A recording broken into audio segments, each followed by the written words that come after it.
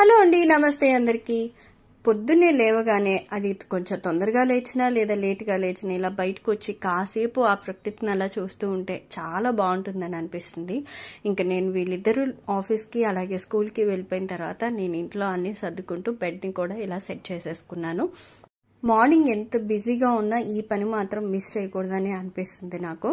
ఇంకా తర్వాత వంటకి వెళ్ళిపోదాం డైరెక్ట్గా. ఈ రోజు అయితే 3 రెసిపీస్ చూపిస్తాను. చాలా సింపుల్ రెసిపీస్ అనమాట. అందులో ఒకటి జ్యూస్ కూడా ఉంది. నేను ఈరోజు చేసే వాటి కోసం పచ్చిశనగపప్పు అలాగే బఠానీ కొంచెం చింతపండు ఈ 3 కూడా పొద్దున్నే నానబెట్టుకుని ఉంచుకున్నా. అయితే ఇప్పుడైతే నేను ములక్కాడ పులుసు చేస్తున్నానండి. ఇది చాలా ఈజీగా చేసుకోవచ్చు అండ్ చాలా టేస్టీగా ఉంటుంది అనమాట. ఈరోజు పెద్దగా రెసిపీస్ ఏం చెయ్యాలనిపించలేదు, అందుకే సింపుల్ గా ఉండే రెసిపీస్ నే నేను చూస్ చేసుకున్నా అనమాట. పొద్దున్నే పూజ అదంతా కంప్లీట్ చేసుకున్న తర్వాత అప్పుడు వంట దగ్గరకు వచ్చాను. ప్రస్తుతం అయితే నేను పులుసు కోసమని తాలింపు వేసుకుంటున్నానండి. ఈ తాలింపు గింజలన్నీ వేసుకున్న తర్వాత అందులో కాస్త మెంతులు కూడా వేసుకోవాలన్నమాట. అప్పుడైతేనే టేస్ట్ చాలా బాగుంటుంది. తాలింపు కోసం ఒక 2 స్పూన్ల నూనె తీసుకున్నాను. దాంట్లో ఆవాలు, జీలకర్ర, పచ్చిశనగపప్పు, కొంచెం మినపప్పు, ఎండుమిరపకాయ, ఆ తర్వాత కొంచెం కరివేపాకు ఇవి వేసుకుని కొద్దిగా ఫ్రై చేసుకోవాలి. నెక్స్ట్ డే వేదేంటంటే ఊరు వెళ్తున్నాడు, హాయ్లాండ్ వెళ్తున్నాడు అనమాట, వాళ్ళ స్కూల్ ట్రిప్. దానికోసమని వాడికి కావాల్సినవన్నీ తెచ్చుకున్నాడు మధ్యాహ్నం వచ్చేటప్పుడు. అదే అక్కడి నుంచి చూపిస్తున్నాడు నాకు. ఇవన్నీ తాలింపు అంతా ఫ్రై అయిపోయిన తర్వాత అందులో బాగా సన్నగా చాప్ చేసిన ఉల్లిపాయలను వేసుకోవాలండి. అందులోనే కొంచెం ఉప్పు వేసుకోండి. పులుసు ఎప్పుడు వండినా అందులో మెత్తటి సాల్ట్ వేసుకోవద్దు, కొంచెం కల్లులుప్పే వేసుకోండి. దానివల్ల టేస్ట్ ఇంకా చాలా బాగా వస్తుంది అనమాట. ఈ ఉల్లిపాయ ముక్కలు ఎంత సన్నగా తరిగితే అంత బాగుంటుందండి. అందుకని చాపర్లో వేసి ఒకసారి తిప్పితే సరిపోతుంది. లేదా మీరు గ్రైండ్ చేసుకోవాలంటే పల్స్లో ఒకసారి గ్రైండ్ చేసుకోండి, పెద్ద ముక్కలుగా కట్ చేసుకొని, అప్పుడు ఇంకా బాగుంటుంది. ఈ ఉల్లిపాయలు కొంచెం వేగిన తర్వాత అందులో 1 స్పూన్ అల్లం వెల్లుల్లి వేసుకొని ఆ తర్వాత కొంచెం అది కూడా పచ్చివాసన పోయేంత వరకు ఫ్రై చేసి మనం ములక్కాడల్ని ఇలా చెక్కు తీసేసి అందులో వేసేసుకొని అందులో కొంచెం పసుపు, ఉప్పు, కారం ఈ 3 వేసుకొని ఇలా నూనె పైకి తేలేంత వరకు ఫ్రై చేసుకోండి. ఇక్కడ ఒక చిన్న టిప్ చెప్తానండి. మనం ఆయిల్ ని చాలా తక్కువే వేసుకున్నాం, ఇందులో 2 స్పూన్లు మాత్రమే వేసుకున్నాం. కారం కనుక ముందే వేసుకుని ఆ ముక్కలతో పాటు ఫ్రై చేసుకుంటే మనకి పులుసు రెడీ అయిన తర్వాత నూనె బాగా పైకి తేలుతుంది అనమాట.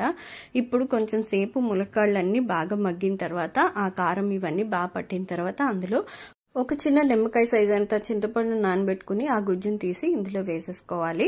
ఆ తర్వాత మనకి ఎంత పులుసు అయితే కావాలో చిక్కదానాన్ని బట్టి నీళ్లు పోసుకోవాలి. నేనైతే 2 కప్పులు ఇలా సరిపడా నీళ్లు పోసుకున్న తర్వాత దీన్ని ఒక 15 నిమిషాలు మూత పెట్టి ఉడికించుకోవాలండి.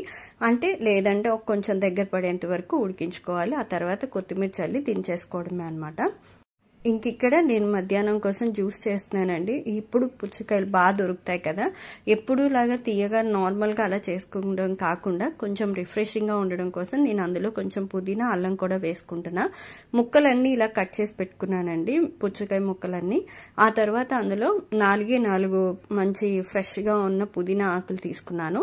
ఫస్ట్ అయితే పుదీనా ఆకులు, అల్లం ముక్కలు అలాగే 2 వాటర్ మెలన్ పీసెస్ కూడా వేసేసి కొంచెం గ్రైండ్ చేసేసా. ఎందుకంటే అల్లం ముందు గ్రైండ్ అవ్వదన్నమాట ఎక్కువ వేసేస్తే, అందుకోసమని ముందు వీటిని గ్రైండ్ చేసా.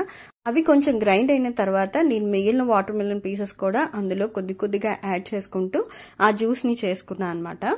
సమ్మర్ లో ఫ్రూట్ అయినా సరే లేదా వెజిటేబుల్ అయినా సరే ఏదో ఒకటి, అది అయితే మార్నింగ్ లేదంటే మధ్యాహ్నం అయినా కాస్త ఎండలో వెళ్ళొచ్చిన తర్వాత అయినా ఇలా చల్లగా జ్యూస్ చేసుకుని తాగడం వల్ల కొంచెం రిఫ్రెషింగ్ గా అనిపిస్తుంది. ఎప్పుడు లాగా షుగర్ కాకుండా యాడ్ చేసుకునేది కొంచెం అల్లం, పుదీనా ఇటువంటివి అయితే మనలో ఇమ్యూనిటీని కూడా పెంచితే కాస్త రిఫ్రెషింగ్ గా కూడా అనిపిస్తుంది అనమాట. నేను ఇక్కడ అంత జ్యూస్ అంతా చేసేసుకున్న తర్వాత లాస్ట్ లో ఒక 1/2 చెక్క నిమ్మకాయ పిండాను.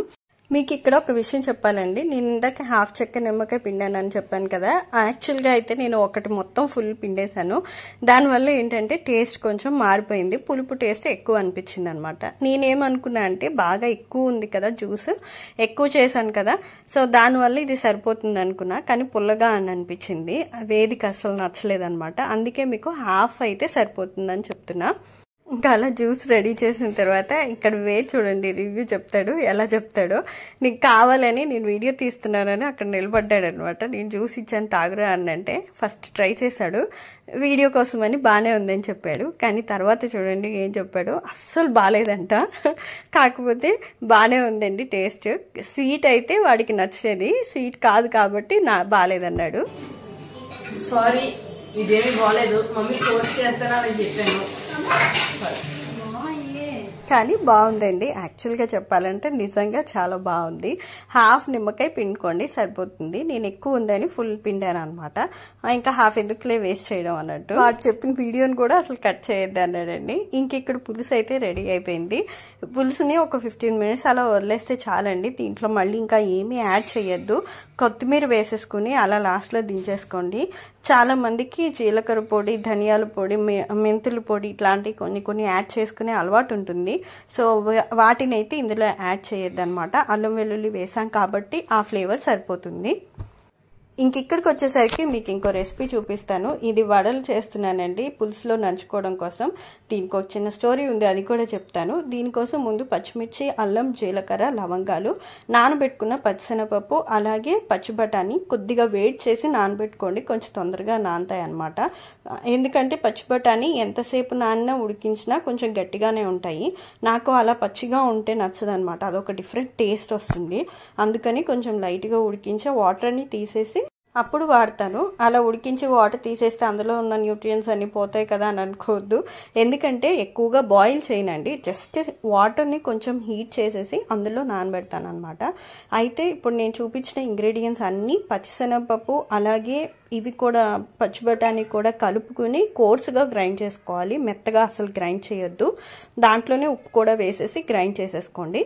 గల్లులుప్పే వాడండి, మెత్తటుప్పు వాడద్దు, నీళ్ళు వచ్చేస్తాయి అనమాట.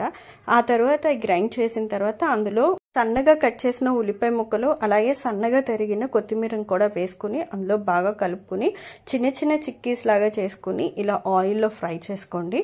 ఈ మసాలా వడలు తయారు చేసుకోవడానికి ఇందులో వేరే ఏమీ యాడ్ చేయక్కర్లేదు. అండ్ ఇవి ఫ్రై చేసేటప్పుడు కొంచెం మీడియం ఫ్లేమ్లో కన్నా కొంచెం తక్కువ పెట్టుకోండి. మరీ లోలో కూడా పెట్టద్దు, నూనె పీల్చేస్తాయి అనమాట. మీడియం కన్నా కొంచెం తక్కువ పెట్టుకోండి. హై అయితే అసలు కుక్ అవ్వవు, అందుకని మీడియం కన్నా కొంచెం తక్కువ పెట్టుకుంటే బాగా కుక్ అవుతాయి. భలే మంచి క్రంచీగా కూడా ఉంటాయండి. మీకు గనక పిండి కొంచెం ఒకసారి వేసిన తర్వాత అందులో ఉల్లిపాయలు కలిపి సాల్ట్ కూడా కలిపాం కాబట్టి కొద్ది నీళ్ళు అనిపిస్తాయి. అలా అనిపించినప్పుడు 1 స్పూన్ బియ్య పిండి వేసుకోండి. దీనివల్ల టేస్ట్ ఏమీ చేంజ్ అవ్వదు అనమాట. మీరు ఇంకా వేరే ఇంగ్రీడియంట్స్ కూడా ఏమీ యాడ్ చేయక్కర్లా, సాల్ట్ కానీ వేరే ఇంకేమీ యాడ్ చేయక్కర్లేదు. జస్ట్ 1 స్పూన్ బియ్య పిండి వేసేసుకోండి. దానివల్ల ఇంకొంచెం క్రిస్పీగా వస్తాయి అండ్ టేస్ట్ కూడా చాలా బాగుంటాయి. నూనె కూడా ఎక్కువ పీల్చవన్నమాట. నేను ఓ పక్కన చేస్తూనే ఉన్నాను, ఓ పక్కన వేది తింటూనే ఉన్నాడు. సాస్లో నంచుకుని తిన్నాడండి, ఇంకా టేస్టీగా ఉన్నాయంట. మేమైతే పులుసులో నంచుకుని తిన్నాము. ఇదిగోండి మా లంచ్ కోసం అని చేస్తే లంచ్ కంటే ముందే మొత్తం తినేసాము. ఇవే మిగిలాయి లంచ్ కోసమని. కానీ చాలా టేస్టీగా ఉన్నాయండి. వండినంతసేపు ఆ స్మెల్కి చాలా టెంప్టింగ్గా అనిపిస్తుంది. తప్పకుండా ట్రై చేయండి. ఇంకా ఇక్కడ నెక్స్ట్ డే ఎర్లీ మార్నింగే వేదు వాళ్ళు స్కూల్ నుంచి హైలాండ్ ట్రిప్ తీసుకెళ్తున్నారు. 1 డే ట్రిప్ అనమాట. వాళ్ళు నైట్ అక్కడే ఉండిపోతున్నారు, నెక్స్ట్ డే మార్నింగ్ వస్తారు. యాక్చువల్గా స్కూల్లో నైట్ అవుట్ జరుగుతుంది. చిన్నపిల్లలకి అందరికీ అంటే బిలో 6 లోపు వాళ్ళందరికీ నైట్ అవుట్ పెట్టేశారు. నాకు తెలిసి వీళ్ళకి అక్కడ నైట్ అవుట్ పెట్టడం కన్నా అవుటింగ్ ఎక్కడికైనా తీసుకెళ్తే బాగుందనే ఐడియాలో అలా ప్లాన్ చేసి ఉంటారని అనిపించింది. 6th నుంచి 10th వరకు ఆ పిల్లలందరినీ కూడా వీళ్ళు హైలాండ్ తీసుకెళ్లారు. 1 డే అక్కడ ఉండేలాగా అనమాట, హోల్ డే 24 hours. ఇక్కడ నుంచి వీళ్ళు 7 o'clock స్టార్ట్ అయ్యారు. నెక్స్ట్ డే 11 o'clock వచ్చారనమాట. మేమైతే ఇప్పుడు స్కూల్కి వేరే డ్రాప్ చేయడానికని వెళ్తున్నాం. వాడికి ప్యాకేజింగ్ కూడా వాళ్ళకి ఏం అక్కర్లేదన్నారు. అక్కడ వాటర్ గేమ్స్ అన్నీ ఉంటాయి కాబట్టి అక్కడ జస్ట్ స్విమ్ సూట్ ఇట్లాంటివి తెచ్చుకుంటే చాలు. 2 pairs ఆఫ్ డ్రెస్సెస్ తెచ్చుకోమన్నారు. ఇంకా స్నాక్స్, ఫుడ్ ఇది మొత్తం కూడా వాళ్ళే అన్నీ ప్రొవైడ్ చేశారనమాట. సో వీళ్ళ పిల్లల గురించి మనం ఏమీ టెన్షన్ పడక్కర్లేదు అక్కడ. వేది లేకుండా నేను ఉండే సందర్భాలు చాలా తక్కువ ఉంటాయన్నమాట. మ్యాక్సిమం నా దగ్గరే ఉంటాడు.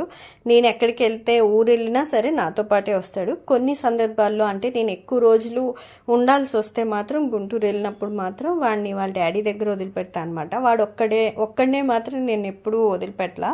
ఎప్పుడో 4th క్లాస్లో ఒక 3 days అరకు ట్రిప్ వెళ్ళాడు. 3 కూడా కాదండి, 2 days అరకు ట్రిప్ వెళ్ళాడు. అప్పుడు 4th అంటే మరీ చిన్నోడు కదా, అప్పుడు ఉండలేకపోయా.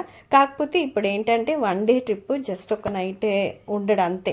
వేదిని వదిలేసి నేను సపరేట్గా ఉండడం చాలా తక్కువ సందర్భాల్లో జరిగాయండి. ఎప్పుడో 4th క్లాస్లో ఒక్కడే అలా అరకు వెళ్ళిన సందర్భాలు ఉన్నాయి. మిగిలిన ఏంటంటే నేను గుంటూరు అలా వెళ్ళినప్పుడు ఎక్కువ రోజులు ఉండాల్సి వస్తే వాడికి స్కూల్ వల్ల వాడు వచ్చేవాడు కాదు. పెళ్ళిళ్ళకి వాటికి మాత్రమే వాళ్ళ డాడీ ఉండేవాళ్ళు అప్పుడు. కాబట్టి నాకు అంత ఇది అనిపించేది కాదు. ఒక్కడే వెళ్ళాలి అని అంటే మాత్రం కొంచెం మిస్ అయిన ఫీలింగ్ అయితే నాకు ఉంటుంది. పోయినసారి అరకు ట్రిప్ వేశారండి. అప్పుడు ఎంతమంది పేరెంట్స్ ఉన్నారో తెలుసా.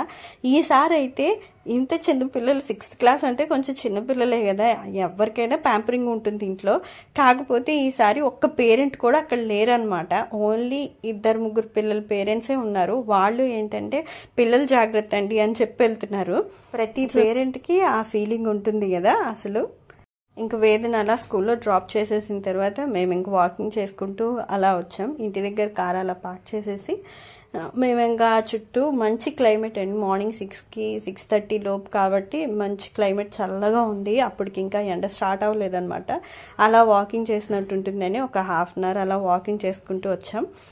వేద్ స్కూల్కి వెళ్ళే దారంతా పాతూరు అనమాట. అది బ్రిడ్జ్ దాటి అటువైపు ఉంటుంది. ఆ ఏరియా అంతా కూడా ఇప్పుడు ఎంత బాగా డెవలప్ చేశారో. రోడ్స్ అన్నీ కూడా చాలా నీట్గా ఉంటాయి అన్నమాట. అలా వాకింగ్ చేసి ఇంటికి వచ్చేసాం. ఇంకా ఇది నెక్స్ట్ డే అండి. నెక్స్ట్ డే ఆదివారం నేను రాముల వారి పూజ చేసుకుంటున్నాను. రామదేవుని కథ చదువుకుంటున్నాను అనమాట.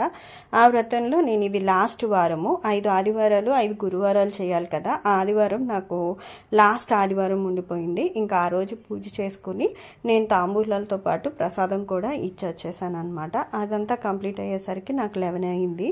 ఇంకా ఆ తర్వాత వెంటనే చూస్తే నాకు ఫ్రిడ్జ్లో ఏమైందంటే ఒక 3-4 days నుంచి నీళ్లు కారిపోతున్నాయి అనమాట. చిన్న సెట్టింగ్ మార్చాను లోపల. అది ఏం సెట్ అవ్వలేదో ఏంటో కానీ కాసేపు బాగానే ఉంటుంది, ఐస్ లాగా ఫామ్ అయిపోతుంది. ఆ తర్వాత వెంటనే పవర్ డిటోరియేటింగ్ అని అనుకుంటూ దాంట్లో నుంచి నీళ్ళన్నీ కారిపోతున్నాయి అనమాట. ఇంకా దీన్ని ఇలా కాదనని మొత్తం తీసి క్లీన్ చేసి సెట్ చేసుకుంటే, అంటే ఆఫ్ చేసేస్తే కాస్త సెట్ అవుతుందేమోనని మొత్తం తీసేసి క్లీన్ చేసేసాను. ఈ విధంగా నేను సెట్టింగ్ మార్చాను అనమాట. మ్యాక్సిమంలోకి వచ్చాను. ఎప్పుడు అయితే మినిమంలోనే ఉంటుంది. దీన్ని ఏం చేశానంటే మీడియంలో పెట్టాను. మ్యాక్సిమం కూడా కాదండి, మీడియంలోనే పెట్టాను. కానీ అయినా కూడా ఫ్రిడ్జ్ ఎందుకనో అలా అయింది. కాకపోతే నేను అదేంటంటే నాకు క్లీనింగ్కి పనికొచ్చింది అనమాట. నేను ఇంకా మొత్తం అన్నీ తీసేసి మొత్తం అన్నీ క్లీన్ చేసా. మా ఫ్రిడ్జ్ చాలా మెస్సీగా ఉంటుంది ఎప్పుడు. ఎందుకంటే ప్రసాదాలు, కొబ్బరి చెప్పులు అన్నిటితో నిండిపోయి ఉంటుంది. ముఖ్యంగా మేము వాడుకునే వాటికన్నా కూడా. పనిలో పని ఫ్రిడ్జ్లో ఉన్న వేస్ట్ మొత్తం కూడా బయటపడేసానండి. దాంతోపాటు ఫ్రిడ్జ్ కూడా క్లీన్ అయిపోయింది. ఇంక ప్రశాంతంగా కొంతకాలం అయితే నేను వాడుకోవచ్చు. అండ్ తర్వాత రోజు ఫ్రిడ్జ్ చూస్తే ఫ్రిడ్జ్ సెట్ అయిపోయిందండి. అలా ఒక 2 hours 3 hours నేను ఆఫ్ చేసి ఉంచేసా.